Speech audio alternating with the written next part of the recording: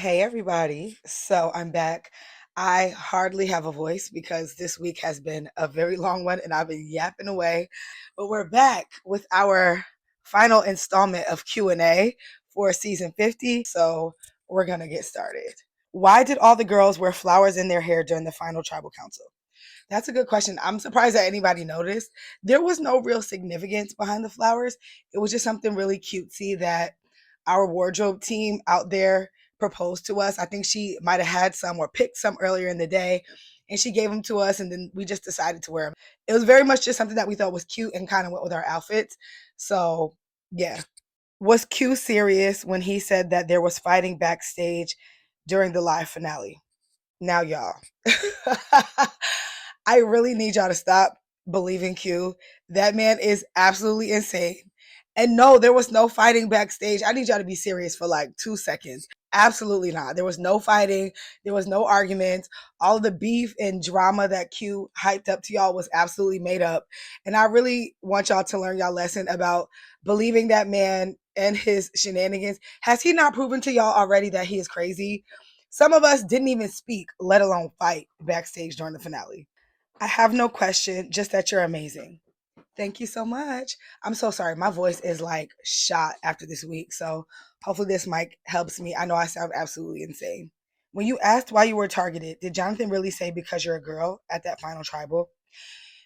Yes, he did. But the full statement was I asked him, I'm like, what's the difference between me and Joe?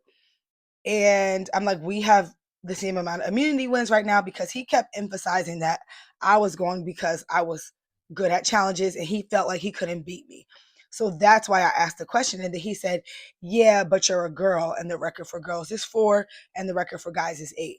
And then he went on to say like some other things after that. But if I'm being honest, I kind of tuned it out at that point because I was just like, this guy cannot be freaking serious. Are you training for 53 yet? No, I am not. It's only been a couple days post finale and I need a break. I am tired. What was it like truly playing with the honor and integrity group? It was frustrating, if I'm being honest, mostly just because the honesty and integrity group was just really riddled with hypocrisy. And in a game like Survivor, honesty and integrity, I mean, there can be versions of it, but ultimately that's not what the game is about. And it felt like people were only interested in honesty and integrity when it came to certain people and not with others. It was just a lot of hypocrisy going on, and it was really frustrated to work with and to work around during the game. Does it ever get exhausting being the biggest baddie? Oh, honey, it is very exhausting. I love that question. How has this experience changed you and what inspires you to do what you do? I believe that this experience has definitely made me a more confident person in my abilities and it inspires me to do what I do because of the outpouring of love that I've gotten since this finale has aired. It makes me feel really good because initially this was something that I was doing to prove to myself that I could do it. And there are so many young girls and women that have reached out to me and told me they have been inspired by my journey on 50 and on 46 and just how I handled a lot of the things that I had to deal with when I was out there. And it's truly just something that it's like somebody put a battery in my back. I feel more energized than ever to continue setting an example for women out there that might not have people to speak up on their behalf. And I just think it's a beautiful thing that I was able to show people sometimes you just got to speak up for yourself because at the end of the day, that's all you got. Why were they acting like you can't have feelings? Final five, y'all ain't friends. Also, I love you. Love you too. And I don't know. One thing about me is I do feel it's important to express yourself. And I was also very intentional with how I did it when I was out there.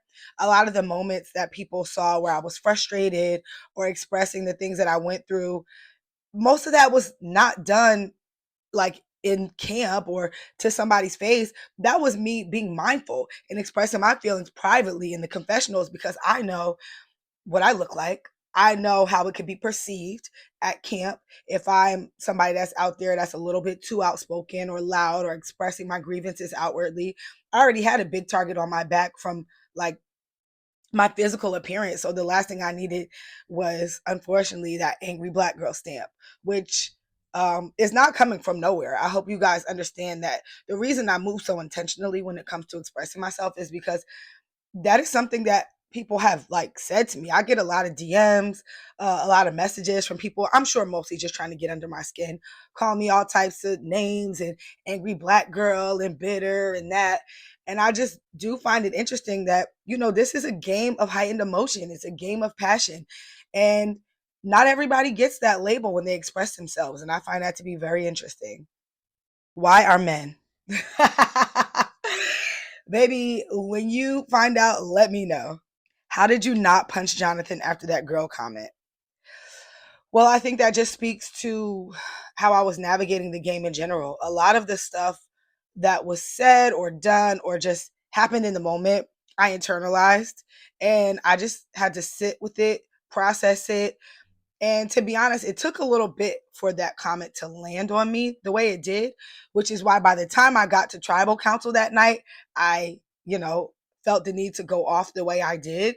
But it definitely percolated in my spirit for a little bit before I actually said my feelings on it. Also, it has been brought to my attention that there could have been an alternate meaning for what Jonathan said. I've been seeing a lot of people online mentioning the fact that there are different records for men and for women.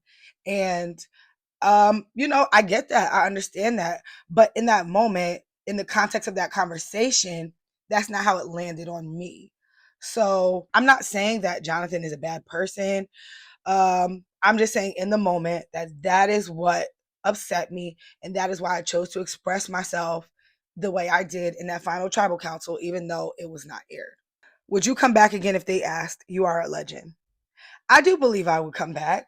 I feel like although I have proven to myself the thing that I originally set out to do when I first sent that Survivor 46 casting tape, I definitely feel like I still have more to give to the game. And it's something that I'm very passionate about. So if they called, I would say yes. Why did Joe block you?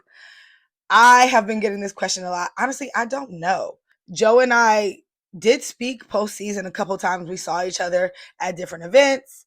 Um, I'm not sure why he chose to block me. I know at this point why we are not speaking. For me, it just feels a little immature, and I'm also not a person that's in the business of begging for friends or otherwise. So yeah, there is also just like a lot of additional context to that scenario, but all in all, I do not know why Joe blocked me, and if I'm being quite honest, I do not care. What do you think about Jonathan's recent interview saying bitter jury? Honestly, I I don't agree. I do not agree.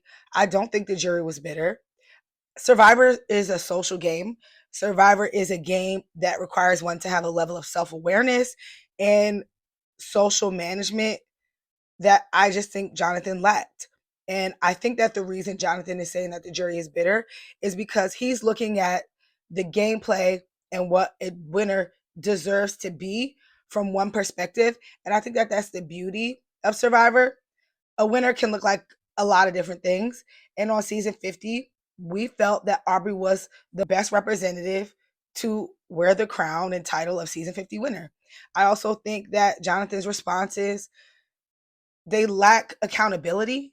I think he just needs to sit with this for a little longer. I think he needs to do some self reflection because at the end of the day, I can assure you that jury was not bitter. Name two people from your season you'd like to see come back and play with you again. I always shout this from the rooftops. I would love to see Hunter come back and play. And I feel like I would like to see Tim come back and play too. I feel like Tim had a lot to give. I feel like Tim is like super funny and we didn't get to see a lot of it, but I think Hunter and Tim, and then obviously, like, I would love to see Q play again just because he's hilarious. But yeah, those are the ones off the top of my head. You are truly an inspiration and your passion is radiant. I appreciate that so much. And I do appreciate the fact that my emotions are perceived as me being passionate because sometimes it doesn't always go that way. So thank you for that. No question, but I just wanted to say, as a gay black male, you are her. Please know this. Thank you, boo. Were politics talked about on the island? If yes, how do they impact the game alliances? I'm not sure if politics were talked about on the island, just because obviously you can't be in every conversation, but I did not discuss politics with anybody. So I can only speak from my own perspective. Do you think casting has changed and is more inclusive? Absolutely. I think if you look back on like different seasons and back to the beginning, I think casting is not the only thing that has changed, but I think the game as a whole has changed and evolved over the years. And I think that as a result of, the world we live in changing, so has the stories and the perspectives and the people that are being represented on the show. How does your ADHD influence how you played Survivor? I think I had to work overtime to focus on certain tasks and conversations. And I don't know if, for those of you that are not familiar with ADHD, sometimes like it can be like a little mini dementia. Like you have conversations and you forget the conversations you had, and it'll be like just little things. I had to work like double time, triple time to kind of repeat things to myself that were said to me in conversations just so that I don't forget or get gaslit by like a conversation. And in challenges, I had to work really hard to tune out the noise. And it really just also kind of helped me. It was a superpower out there because while I did have to work to focus, it also helped me kind of bounce around from person to person to person and just make sure that everybody felt like I was connected to them. Sometimes it's difficult in a game like Survivor to stay connected to everybody, but with ADHD, it's like you have a million tabs open in your brain at the same time. And for me, that kind of worked in my favor because it's like I'll be having a conversation with, like, let's say Aubrey, but then I'm like, by the end of the day, I know I got to talk to this person, this person, this person. And while it was a little distracting, sometimes I'd be having conversations and thinking about the next two conversations I needed to have before we went to tribal or before we got back from the challenge or vice versa. It was definitely a gift and a curse, but more so a gift. How did you prepare yourself mentally for the game? What was your mindset? I think the biggest thing I did to help prepare myself mentally for the game was detach. And what I mean by that is I worked hard to detach from the things that usually distract me back at home, like family problems or things that are going on with work, or like I worked hard to just turn all those things off. And I had to constantly keep reminding myself, like, your family is fine, work is fine, everything's fine. That's not what is going on for you out here. I had to kind of like just completely dump all the things that are usually on my mind into a bucket that I worry about when I get home. My mindset was more so worry about the day in front of you and nothing else. And because I worked so hard to stay present mentally, I do believe that that helped me ultimately make it to the finale episode. Would you ever go on Big Brother? I think I would. I feel like Big Brother is a very different game. So I'm definitely not the girl that feels like I could go on Big Brother and crush it just because I went on Survivor. Also, Big Brother is so long. Like being away from home and like family and just the real world for three times as long. I feel like that would be difficult. But as far as like social strategy and challenges, I think I would do great at that. Not a question, but just wondering how Jonathan was able to slip by all those rounds. I think what it came down to is that there was just not a lot of people that were scared to sit next to him in the end. It's not for lack of pitching his name, but any Survivor fan knows that it's usually easier to get people out or get traction to vote people out when it is scarier to sit next to them at the end. There were moments where Jonathan was pitched, but I do believe that a lot of the people there felt like they had a better shot at winning against him. So it wasn't really a priority to vote him out. Do you think Jonathan regrets not taking you? I do not think Jonathan regrets not taking me because Jonathan would have lost sitting next to me. He was correct in his assumption. But I do wonder if he regrets not listening to me when it came to the order of which to get rid of people. I think that Jonathan looked at Aubrey as somebody who was easy to beat and he underestimated her, just like a lot of people did on that beach. And that was the ultimate outcome. I think the difference between how I was treated and how Aubrey was treated was just that it was a lot harder for them to underestimate me because they couldn't beat me in certain challenges. How do you think your background as an artist helped your gameplay this season? I love you. I love you too. Survivor is also a game that requires creativity. You have to have creative solutions to creative problems. And I was able to see things from a very different perspective. I do also believe that as an artist, it's your job to sell yourself. It's your job to connect with people, connect with the world emotionally, artistically, and connecting with people was something that I did fairly well out there, even though you guys didn't see a lot of it. And I do believe that that is something that comes from my background as an artist. Has anyone from your original season commented on your gameplay this season? Well, yeah, of course. Like my original season, a lot of my cast members were, texting me and sending me messages of support and just like, pouring into me and loving on me. They're super proud. So I could go down the list. Like even Charlie and Q were on the season with me, and they were texting me all season long about how proud they were of me. In my season 46 group chat that we're all in, everybody was super proud. There was just a lot of love that came from my original cast this season. What is your relationship with Jonathan and Joe after the show? Joe and I do not have a relationship. And Jonathan and I mean, I would say we're cool. We're cordial. We spoke a bunch at the reunion. We spoke post show. Um, I don't really know. I wouldn't necessarily call us like homies or anything like that, but there's really no beef there. I don't have really beef with either one of them. Um, because at the end of the day, the game is the game, and that's just how things shook out. But I don't think Joe and I have a relationship at this point. What was different about your experience for 50 than the first time you played? I believe that the first time I played, I was learning the game, and the second time playing, I was learning myself. I definitely had to navigate Survivor 50 a little bit differently than I did on 46. I had to move a little more gracefully. I had to move with a little more tact. And I was well aware of my threat level on 50 in a way that I was not on 46. So I came out of 50 just overall a much more proud and confident Survivor player. In 46, I spent a lot of time kind of like focusing on what I could have done differently. So I was able to use that as fuel to kind of like guide the ship for season 50. What can you bring into the Survivor Island?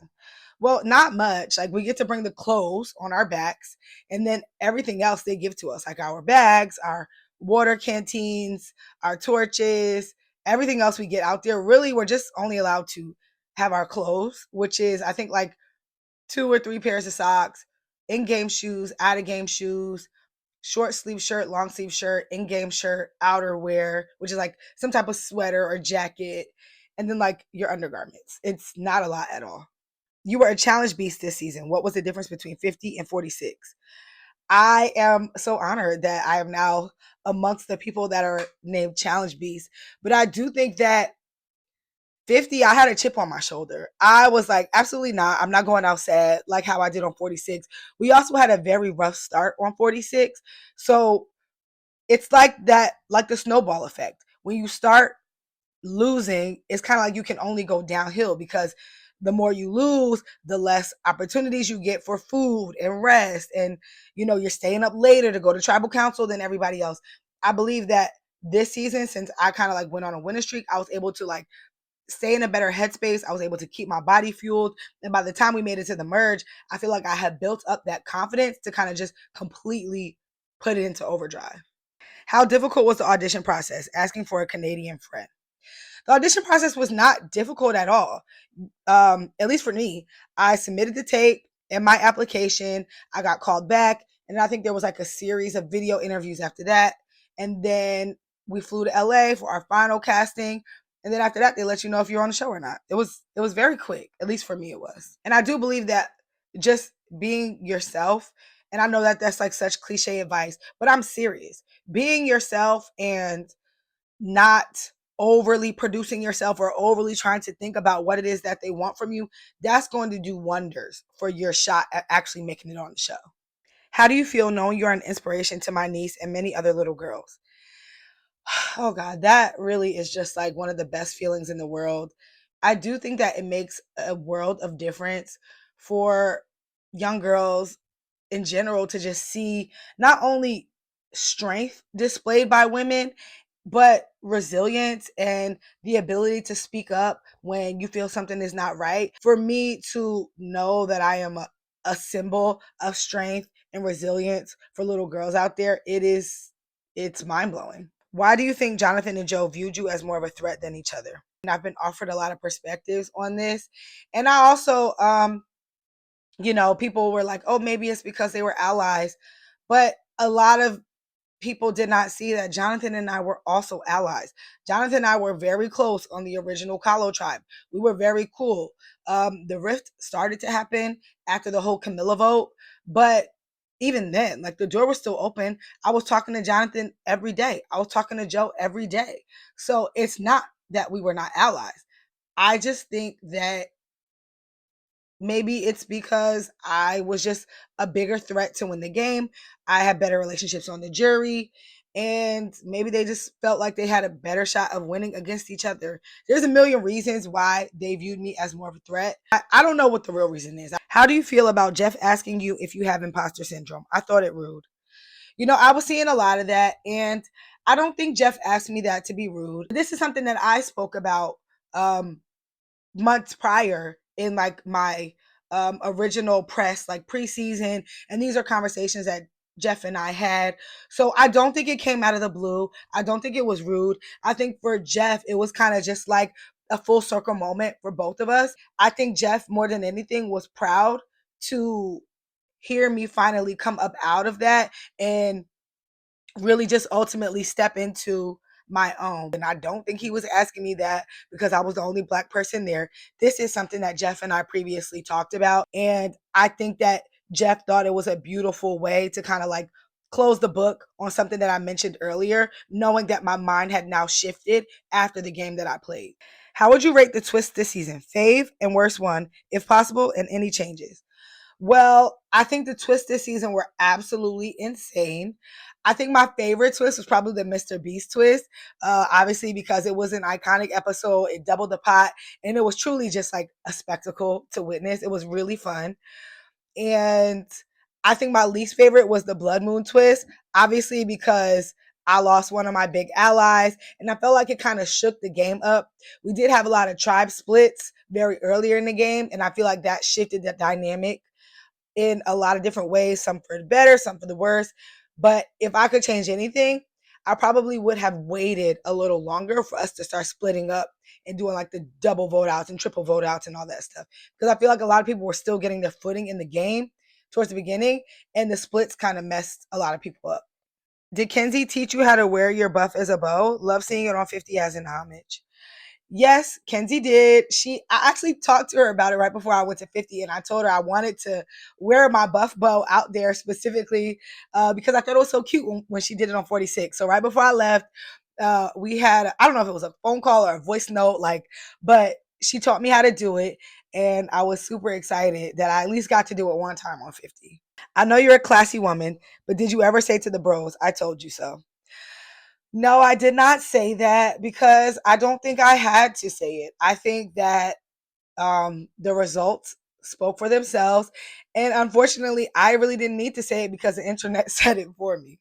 If Aubrey went home instead of Ozzy, do you think there is a path for you and Sari? I do. Because at the end of the day, Ozzy was an ally to me and Sari. Ozzy was not threatening. I think that his idol was threatening. Now, I think there would have come a time where me, Ozzy, and Sari, or maybe there would have become a little friction between me and Ozzy over who was Sari's number one ally.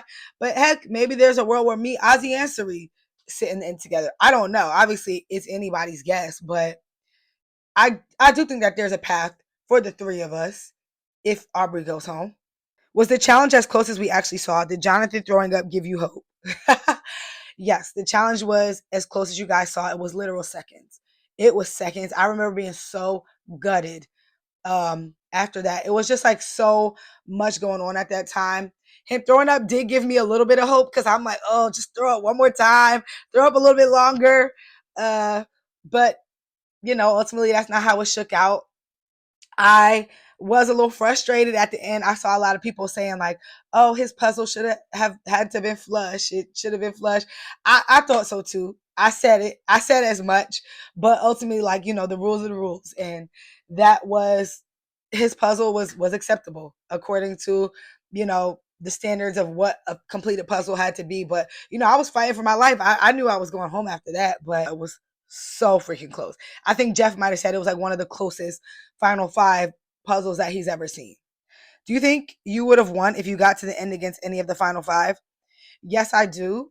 And I'm not saying that because like I'm trying to be cocky or because I think I'm better than anybody there. I'm saying it because one, I know what my relationships were like with everybody on the jury. I know the work that had put in up to that point, and that I had a very favorable relationship with just about everybody on the jury.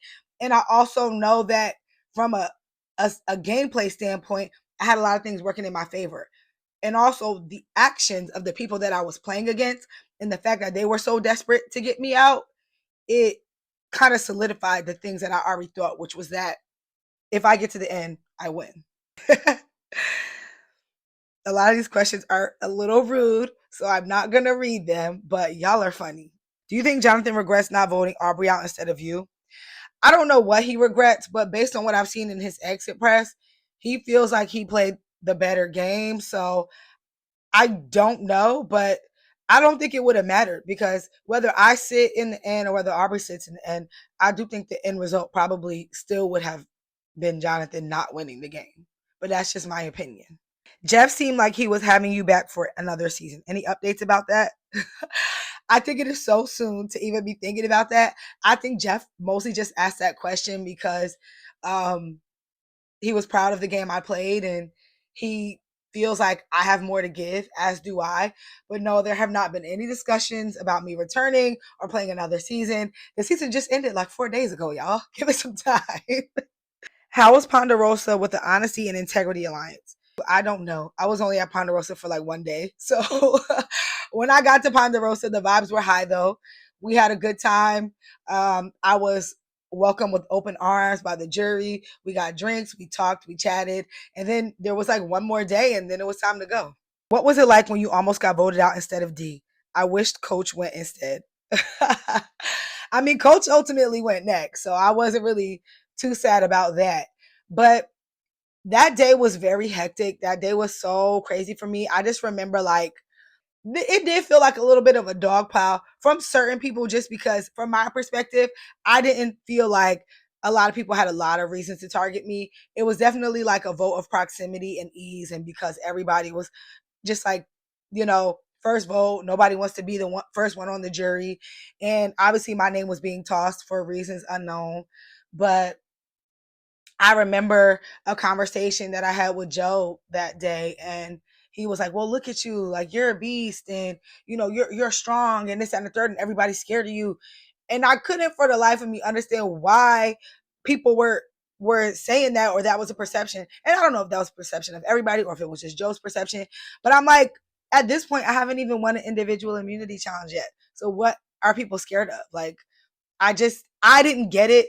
It felt a little bit disjointed, but that day as a whole just made me so angry because there were people there that were like trying to get me to write D's name down. And they're like, write her name down so that we know we can trust you. And y'all know me. I'm not about to be bullied into doing nothing I don't want to do.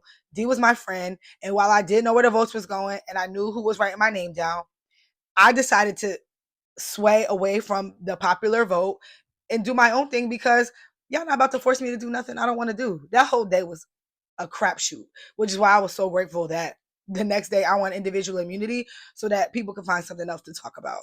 Just here to say you looked stunning on finale night. Thank you so much. I really appreciate that. Honestly, I was so stressed about my finale look. So I am grateful that it came out really nice. I had about 4 different outfit choices. None of them fit right before the finale. I had things ordered. They all came out ugly. I was stressed. I was probably getting on my best friend's nerves leading up to the finale, but ultimately it all worked out. So I'm very grateful. I think that was the outfit I was meant to wear because that was not my first choice outfit. I had a different outfit that when it came, it looked horrible. It didn't fit.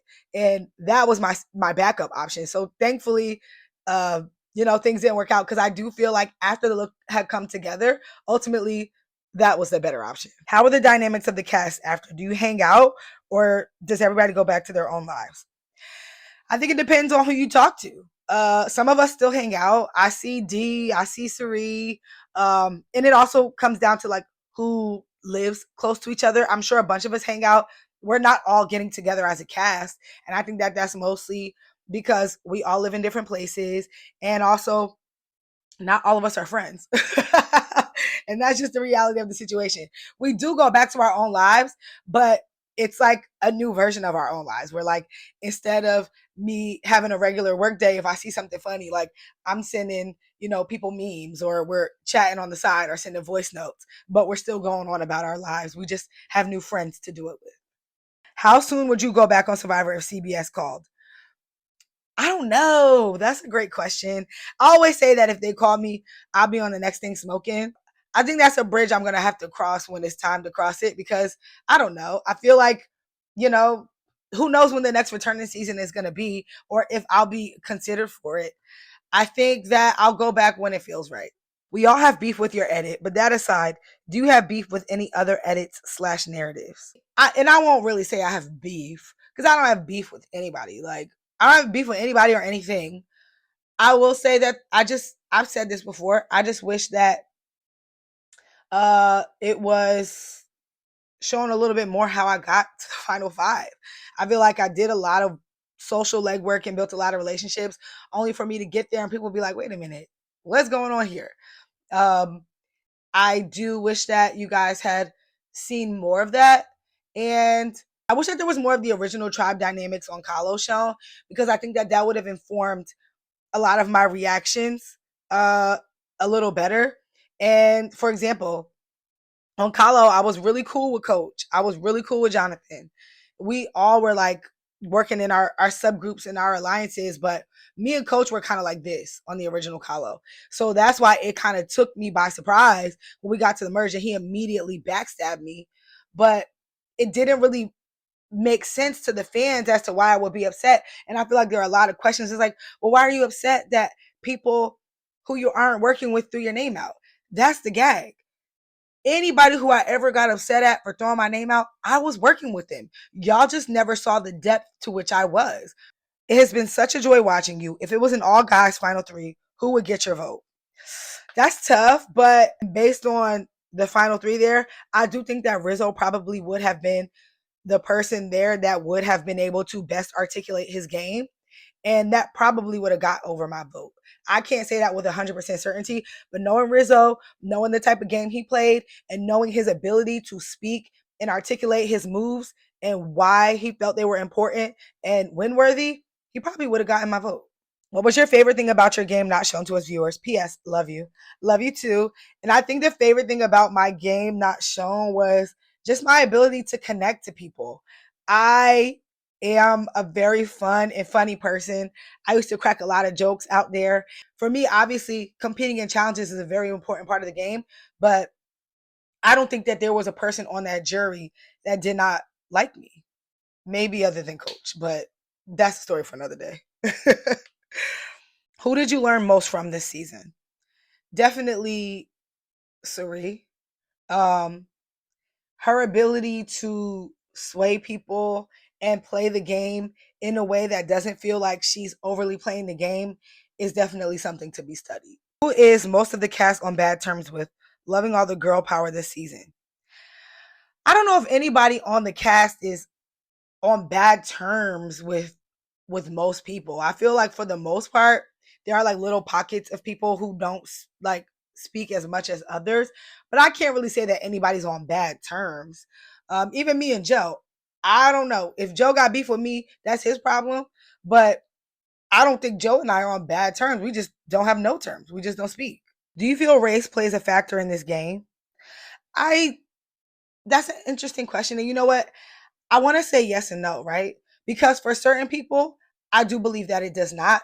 But I also feel like as humans, there is an unconscious bias that sometimes we ignore. And you naturally gravitate towards people that you have things in common with. And sometimes that's race, whether it's spoken or not. I do believe that Survivor is a microcosm of the real world. Unconscious biases, I believe, can play a major part in a game like this.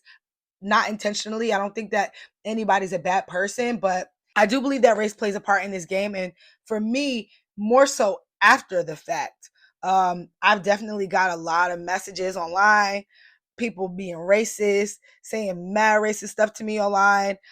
I think that that's a result of the nature of the game that we're playing.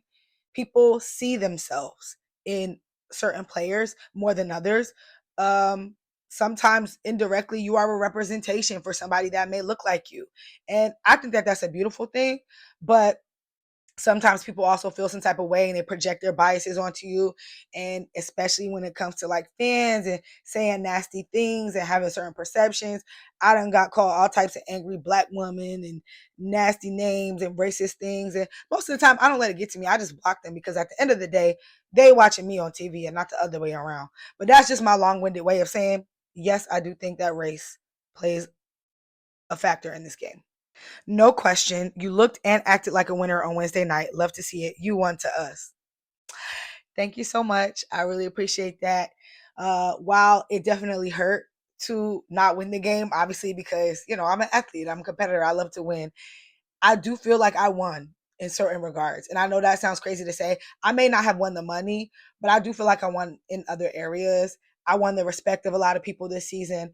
I won the love of a lot of fans this season. And I won support from a lot of people that really didn't know what I was capable of as a player. And for me, that feels incredible. Opinions on Stephanie fangirling over Jonathan. Fangirling is a funny term.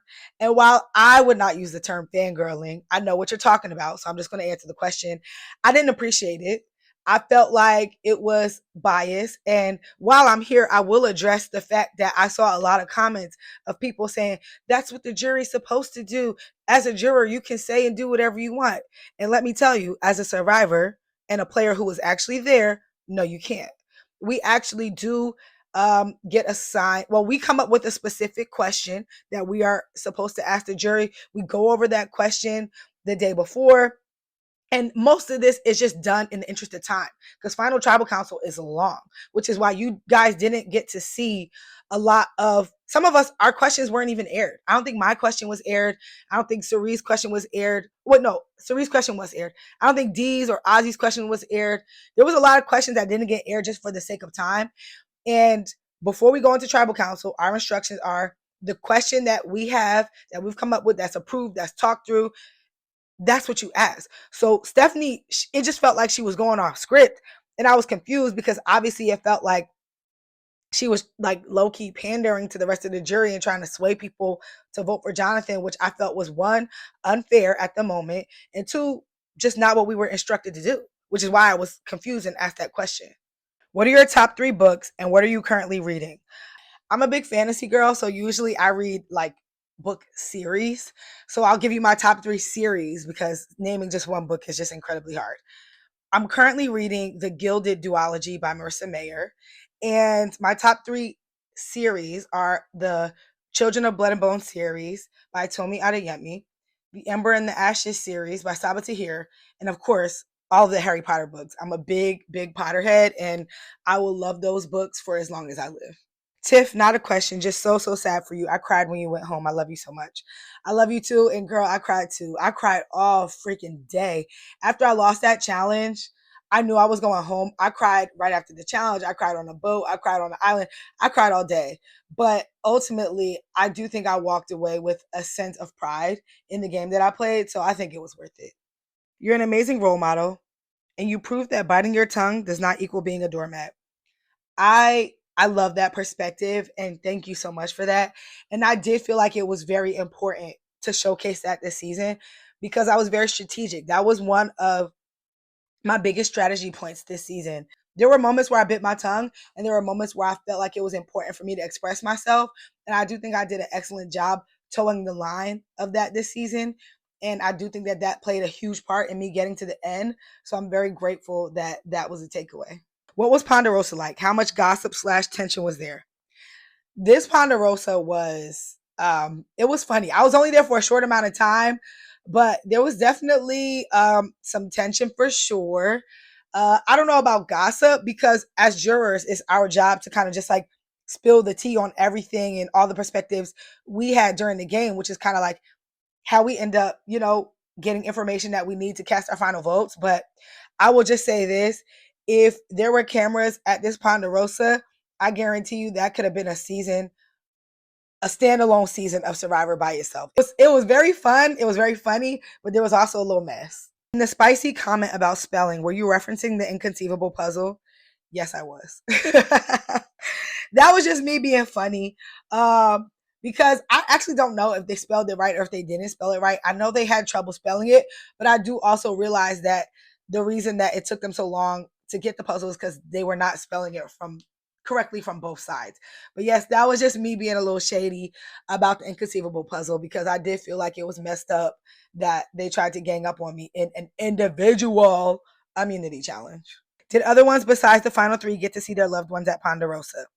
No, we didn't. And it's very interesting because my sister actually was in Fiji. My older sister flew all the way to Fiji and I never got to see her. And Rizzo's mom came to Fiji as well. We didn't find out until after we had left the game. And at first, they were kind of scared to tell me because they thought I was going to be like distraught that my sister was in Fiji and I wasn't going to get to see her. But I actually had the opposite reaction. Once I found out that my sister was in Fiji, I was excited. I was overjoyed. I was like, wow, like even though I didn't win this game, I got to provide my older sister with a once in a lifetime experience.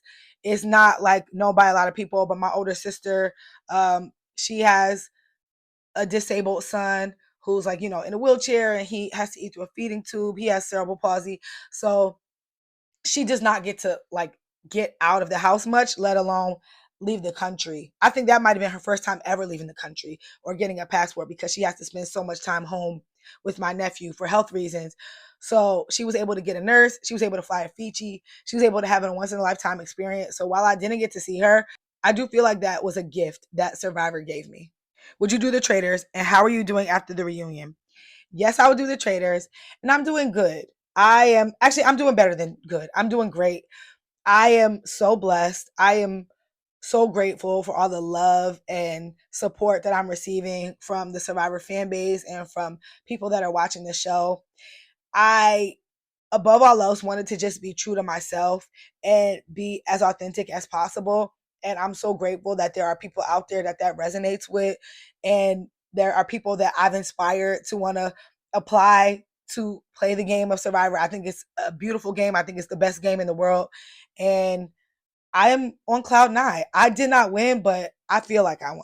Just wanted to tell you that you seem like such a respectable and genuine person. Thank you so much. I like to think so. And I do believe that if you ask anybody that has ever played with me, I am very respectful, which is why I think that, on the red carpet, Rob Sesternino, he asked me a question. He said that I seem like a contradiction of a player because I'm somebody who openly expresses myself and my grievances, but that people seem to love me. And I do think that that is true because I'm respectful. I'm careful with people's feelings. I'm considerate. And I do believe that I work very hard to make everybody feel seen and safe around me, whether I'm expressing myself or my grievances or not. So thank you. Did you and D not talk much in Final Tribal? Why wasn't it shown? We only saw D talk once. I love you. No, we talked a bunch. I love you too. We talked a bunch. It's just that the tribal council was so long. There was a lot of stuff that got cut out. You guys saw a snippet. I think you guys saw the most important parts. But no, we all talked. Everybody talked. Everybody asked a question. Everybody got answers from every single finalist to their question. It's just that for the sake of time, they couldn't include it. If they gave you guys a whole tribal council, we would have been looking at like a freaking 5-hour episode probably. Show us your Crocs, please. Okay, I will. I actually my Crocs made it all the way to the finale stage and Crocs saw it and like they sent me a bunch of like new Crocs. They upgraded my Crocs. They sent me some custom Survivor Crocs. So I'm going to actually post that on my Instagram ASAP. Who are you friends with on 50 that we didn't see? I was friends with everybody. I think that that's why everybody was so scared to let me sit in the final 3 seats. I had good relationships with every single person on the jury. Even Coach prior to, him making his exit and us having our little tussle. after he threw my name out there. Even me and coach were cool in the beginning of the game. I did not have beef with anybody until they had beef with me. Did you like the edit you got on 50? Huge fan. Great edit. I think that, so I don't have like a lot of beef with the edit that I got, because I do feel like ultimately they showed the things that were important, which was me staying true to myself, me winning challenges. I mean, I don't really see how you edit that out anyway. The only thing I wish is that I would have gotten more of a 360 edit, but in the grand scheme of things, while I was kind of like not shown that much in the beginning, I'm grateful because I made it to the end of the game and I had a really big impact on fans, which is all that I could ask for. If there was a Tiffany Ervin idol or advantage, what would it do? I'm a pretty nosy person, so if there was a Tiffany advantage, I would either, it would be like an all-knowing situation. Either you could know exactly all the advantages that are in play, or you could know all the people that have advantages on the island, but you can't know both. What's your relationship like with Aubrey now and immediately after Final Tribal Council? Aubrey and I are cool. Aubrey's my girl. We text all the time. We talk. I think she's just a great person. I'm very excited for her. I'm so happy that she got her win. She's more than deserving of all the flowers that she's getting right now. But Aubrey and I are friends, and I'm very grateful that season 50 brought us together. Was there anything you do differently to win? Uh, I would move through that puzzle a little bit faster. What was the hardest thing to overcome in Survivor 50? For me personally, it was just to overcome the preconceived notions about who I was as a player based on what I looked like. I was already viewed as a scary player before I even proved that I was a scary player. And that's something that I've dealt with my whole life. I have an athletic build. I'm a muscular girl. I'm pretty strong. I'm an athlete. And sometimes that can be intimidating to people. And I do believe that going into the game, people didn't know a lot about the game that I played previously, but they did know a lot about what I looked like. And I've gotten this many times over. Oh, I thought you were so mean and intimidating before I spoke to you. I look very powerful and, intimidating, but I'm also just like a big softie. And unless you try me, and then you'll get a different side of me. But I'm very sweet. I'm very loving. I'm overly caring sometimes. I had to work overtime to prove that to people because I have a very intimidating visual presence. Oh, girl. Oh, I'm mad. Did you see what Coach did during your exit at Tribal Council? Girl. You know what? I did not see that until recently, and I am a little shocked because it's very interesting that he did that during my exit, because that was not the energy he gave me when I got to Ponderosa, nor has it been the energy that he's given me at any point since the game has ended. I actually did not even see that until the episode aired and people started posting clips of it online. Every interaction that I've had with him post game has been respectful. It's been normal. He has been, talkative. He coaches a little quiet, but at no point has he ever piped up or given me that same smoke post game. So it was very shocking to see.